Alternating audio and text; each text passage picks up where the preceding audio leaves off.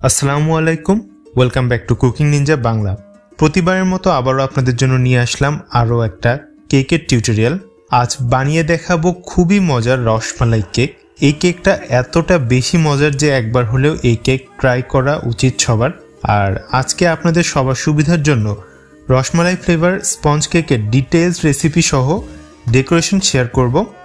তাই পুরো ভিডিওটা একটুও না টেনে দেখবেন, কারণ ভিডিও টেনে দেখলে অনেক টিপস মিস হয়ে যেতে পারে। আর হ্যাঁ, রেসিপিতে যাওয়ার আগে প্লিজ চ্যানেলটা অবশ্যই সাবস্ক্রাইব করে নেবেন।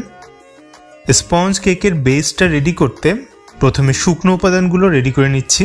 একটা চালনিতে হাফ কাপ আটা নিচ্ছি। আজকের কেকটা আমি গমের যে আটা পাওয়া যায় প্যাকেট, সেই আটা দিয়ে বানাচ্ছি। তারপর দিচ্ছি 2 টেবিল চামচ কর্নফ্লাওয়ার,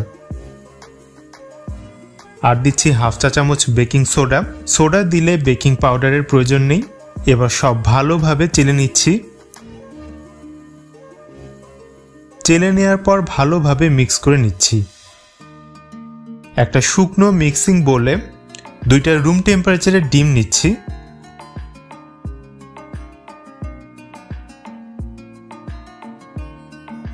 আর ডিমের কুসুমগুলো খুব সাবধানে তুলে নিচ্ছি।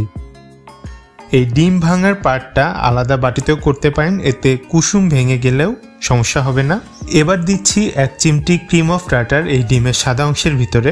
তারপর বিটারের একদম লো স্পিডে বিট করা শুরু করছি। বিট করতে করতে যখন ডিমের সাদা অংশটা ঠিক এরকম ফোমি ভাব চলে আসবে, ঠিক এই পর্যায়ে এর ভিতর দিচ্ছি হাফ কাপ চিনি। এবার বিটারের স্পিড 2তে দিয়ে বিট করে নিচ্ছি ডিমের মেরাংটা একদম পারফেক্ট ভাবে হওয়া পর্যন্ত। মেরাংটা এরকম স্টিফ করে বিট করে নিয়েছি। দেখুন, এই পর্যায়ে আসলে বিট করা বন্ধ করে দিয়েছি। এবার একে একে এর ভিতর দিচ্ছি 2 টেবিল চামচ সয়াবিন তেল, রসমালাই বা কুলফি এসেন্স দিচ্ছি 4 থেকে 5 ফোঁটা, আর দিলাম সামান্য হলুদ ফুড কালার। এখানে রেডম্যানের লেমন ইয়েলো কালারটা ইউজ করেছি।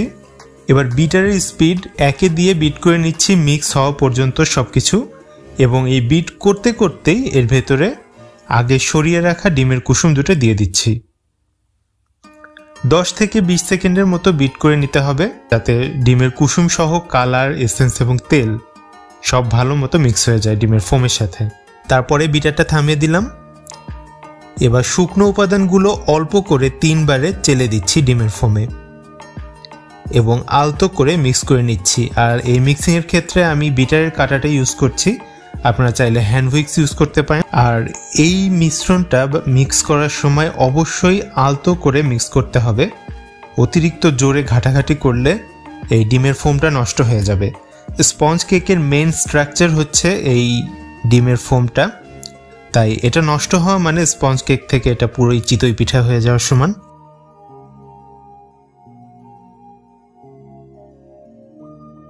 সব ভালোভাবে মিক্স হয়ে গেলে এবার একটা 7 ইঞ্চি রাউন্ড মোল্ডে ব্যাটারগুলো ঢেলে নিচ্ছি। মোল্ডটা আগে থেকে তেল ব্রাশ করে কাগজ বিছিয়ে নিয়েছিলাম। এবার একটা কাঠি দিয়ে ব্যাটারগুলোকে এভাবে 4 দিকে সমান করে দিচ্ছি।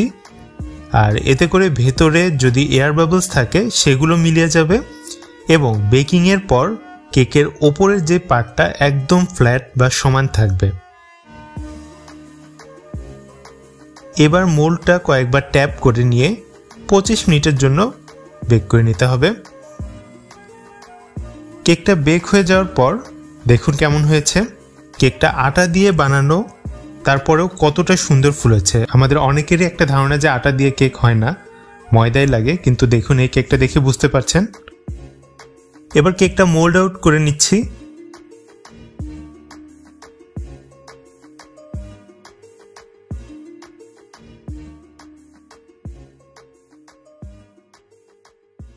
কেকের হাইটটা একবার দেখুন কতটা উঁচু হয়েছে কেকটা। কেকটাকে অফ স্ক্রিনে 2 স্লাইস করে কেটে নিয়েছি। এবার একটা লেয়ার সরিয়ে প্রথম লেয়ারে সিরাপ দিচ্ছি। আর আজকে এখানে আমি নর্মাল সুগার সিরাপ দিচ্ছি না, এখানে সিরাপের সাথে রসমালাইয়ের যে মালাইটা থাকে বা যেই দুধের যেই শিরাটা থাকে সেটা মিক্স করে নিয়েছি এবং সেই মালাইটাই বা মালাই সিরাপটাই আমি এখানে সুগার সিরাপের পরিবর্তে দিচ্ছি।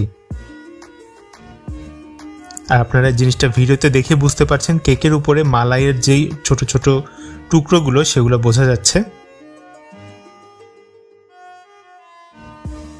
তারপর দিচ্ছি হুইপিং ক্রিম, আর এই ক্রিমেও রসমালাই ফ্লেভার আর সামান্য হলুদ কালার দিয়েছি। এই ক্রিমে কিন্তু আমি খুবই সামান্য পরিমাণের হলুদ কালার দিয়েছি, বেশি দিলে একটু বেশি গাঢ় হয়ে যাবে কালারটা। এবার ক্রিমগুলোকে সমান করে দিচ্ছি।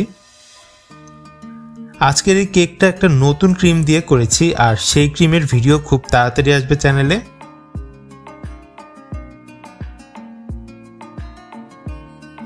এবার ক্রিমগুলো সমান হলে ক্রিমের উপর কিছুটা রসমালাই এভাবে হালকা ম্যাশড করে দিয়ে দিচ্ছি।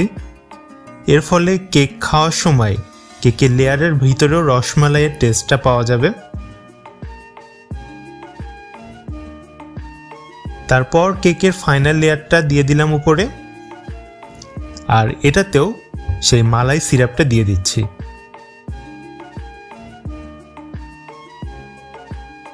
এবার সাইডে বের হয়ে থাকা যে ক্রিমগুলো সেগুলোকে প্যালেট নাইফ দিয়ে সমান করে দিচ্ছি। এবার পাইপিং ব্যাগ দিয়ে প্রথমে কেকের চারদিকে ক্রিমের লেয়ার দিচ্ছি।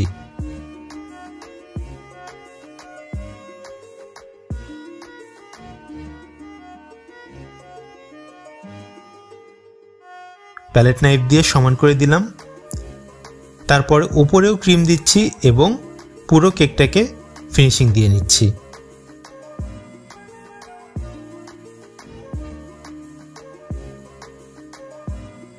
এবার কেকটাকে সাইডে রেখে দিয়ে কিছুটা গানাশ রেডি করে নিচ্ছি। এখানে কিছুটা হোয়াইট চকলেট গানাশ নিয়েছি। 1/3 কাপ হোয়াইট চকলেটের সাথে 1/4 কাপ হুইপ ক্রিম দিয়ে ডাবল বয়লারে মেল্ট করে নিয়েছি, আর কিছুটা লেমন ইয়েলো কালার আর সামান্য রসমালাই এসেন্স দিয়ে মিক্স করে নিচ্ছি। এবং অবশ্যই এই গানাশটা সম্পূর্ণ রুম টেম্পারেচারে আসার পরই কেকের উপর দিতে হবে, তা না হলে গরম অবস্থায় কেকের উপর দিলে ক্রিমটা গলে যাবে পুরোপুরি। এবার প্রয়োজন মতো গানাশ দিয়ে কেকের ওপরটা ভালোভাবে কভার করে নিতে হবে।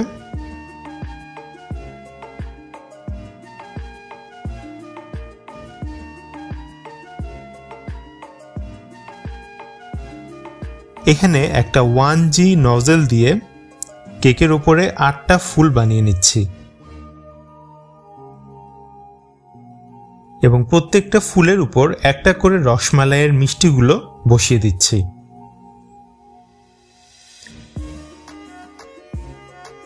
তারপর কিছু কাঠবাদাম কুচি দিচ্ছি। এবার মিষ্টিগুলোর উপর কিছুটা গোল্ডেন লিফ দিচ্ছি, আর চারদিকেও কিছুটা গোল্ডেন লিফ দিয়ে দিচ্ছি।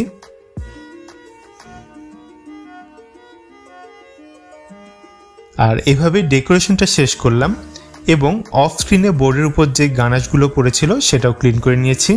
কেকটা এবং আজকের পুরো ভিডিওটা কেমন লাগলো অবশ্যই জানাবেন। ভালো লাগলে ভিডিওতে লাইক দিয়ে আপনার ফ্রেন্ডস অ্যান্ড ফ্যামিলির সাথে বেশি বেশি শেয়ার করবেন, এবং চ্যানেলটা যদি এখনও সাবস্ক্রাইব না করা থাকে তাহলে প্লিজ চ্যানেলটা সাবস্ক্রাইব করবেন। আজকের মতো তাহলে এই পর্যন্তই। সবাই ভালো থাকবেন, সুস্থ থাকবেন। আল্লাহ হাফেজ।